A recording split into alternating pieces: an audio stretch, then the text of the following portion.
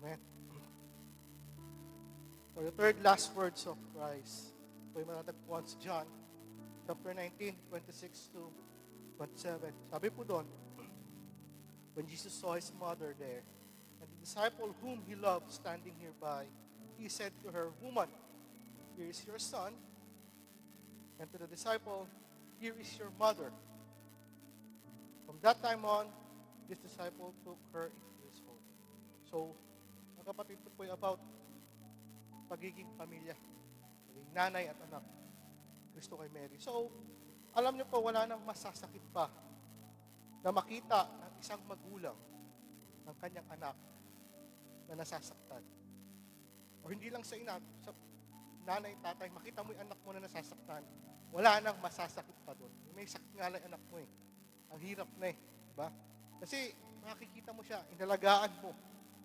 Mula pagkabuo sa tiyan ng nanay o sa tatay habang nabubuo, binabantayan mo, hanggang sa paglaki, nasubaybayan mo yung anak mo.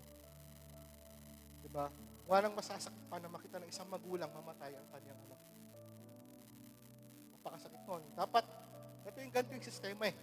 Dapat yung anak ang magpupurol sa magulang. Dapat ganun yung mangyayari. Kasi mas mauunang nawawala yung magulang natin kasi mas matanda o mas matanda. Pero ang nangyari, mas naunang namatay yung anak. Mas napakasakit po. Imagine the pain. Imagine Mary's pain that time. Let's imagine the situation ng mga panahon na yung kapatid mo. Jesus was on the cross. And then yung nanay niya sa anak.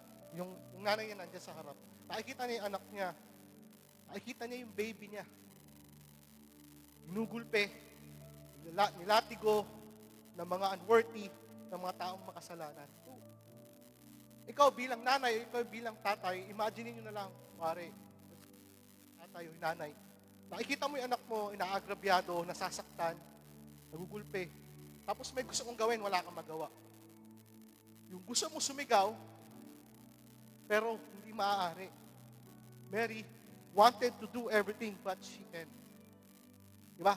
And also, let's imagine, kung tayo yung nasa cross, nung time na yun, baka sasabihin natin nung tayo nun, Mama, help me. Or Ma, help me. Nay, tulungan mo ako, sobrang sakit na. Tanggalin mo na yung pako. Alisin mo na yung pako sa pako. Ang katinan ng latigo. Parang, imagine natin tayo, gusto natin sabihin, Ma, tulong. Pa. Diba? Takbuhan natin yung magulang natin. Takbuhan natin yung nanay natin. Diba? During that time of pain, takbuhan natin sila. But Jesus made something very, very different that time.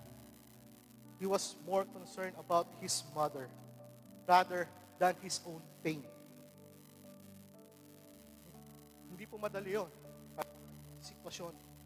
He said, sabi niya kay Mary, "Woman," nakausap na si John, saka si Mary that time, "This will be your son now." And he said to John, "This will be your mother," for them to take care of each other. So sa sitwasyon na yun, meron tayong 3 things to learn. 3 things to ponder. Diba? Number 1, make plans before or after you die. Diba? Make plans before or after your death. Diba? Have we ever planned what will happen before we die or after we die? Yung iba po sa atin, kumukuha ng death insurance, life insurance, St. Peter, Manulife, or kung meron man dito sa Finland, which is the same. Bakit? Because we need to prepare. We need to make sure na magiging okay yung mga iiwanan natin sa buhay. Anak natin, magulang natin, or sino man. Sino mag-aalaga sa kanila, sa magulang ko, sa mga mahal ko sa buhay. Pag namatay ako, matay tayo. Sino mag-aalaga? Just like what Jesus did to Mary nung nasa cross siya. He made sure John will be there to take care of his mother. He had a plan for his mother, kanyang nanay. Diba? Meron siyang plano. Hindi lang basta namatay si Jesus. Sabi sa Exodus chapter 20, verse 12, Honor your father and your mother, that your days may belong in the land that the Lord is giving you. Diba? How can we honor our parents, mother, father? One way is to plan something for them before or after they die or we die. By entrusting Mary to his disciple John, Jesus ensures that his mother will be cared of and will be cared for after his death. It was a way of making sure that someone would look after sa kabutihan ng magulang niya. Jesus had plans for everything. For his mother, for you, and for me. Hindi lang siya basta namatay sa cross, for everyone. Nagkaroon din siya ng personal plans para sa buhay niya, para sa nanay niya, at para sa disciple niya. Diba? So, yun po yung number 1. So, number 2, do not be self-centered. Si Jesus po, nung nasasaktan siya sa cross, hindi siya nag-focus sa sarili niyang pain. Diba?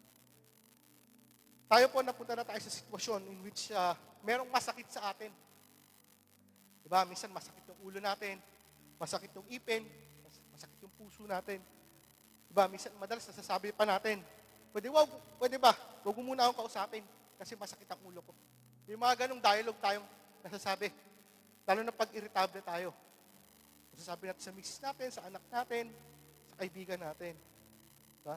We are so focused on our pain that we tend na hindi natin pansinin or pakinggan yung nararamdaman ng ibang tao. Especially kapag meron tayong nararamdaman hindi maganda. We are consumed by our own pain that we miss the pain of others. Sobrang sakit ng nararamdaman natin, hindi natin nakikita yung pinagdadaanan ng iba. Kasi nakafocus tayo sa nararamdaman lang natin. Yet Jesus, while He was on the cross, dying, feeling every bit of pain sa bawat sugat niya sa katawan. Pwede siya mag-focus sa sarili niya lang nararamdaman eh. Sa sarili niya sugat, pwede niyang baliwalain yung ibang tao, pwede niyang baliwalain yung dalawang magnanakaw sa kabilaan niya eh. Pwede niya hindi pansinin yung nanay niya o si Jan eh. But, in the midst of his deepest pain, Jesus, was still thinking of someone else. Hindi lang yung sarili niya. He was thinking about his mother, his disciple. He was thinking about you. He was thinking everyone in this church. Lahat ng nasa online, lahat ng nasa labas. Diba? Hindi lang siya nakapokus sa pain niya nung time na yon. Pwede na siyang hindi mag-7 last words eh. He could just die. And it's done. Diba? But, hindi siya naging self-centered. Eh ikaw, nung panahong nasasaktan ka, nung panahong nahihirapan ka, ano naiisip mo kapatid? For some of us, masyado tayo nagpo-focus sa sariling problema natin, sa sariling sakit natin. Financial problem, family problem, relationship problem, lahat ng problem, drama problem. Hindi natin namamalayan. At nakakalimutan natin na ang ibang kapatiran pala ay nasasaktan din.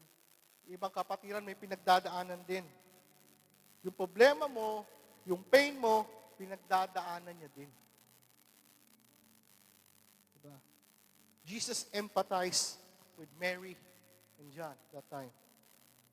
Jesus ensured that his mother, Mary, is cared for by entrusting her to his disciple, John, demonstrating his deep empathy and concern even in his final moments.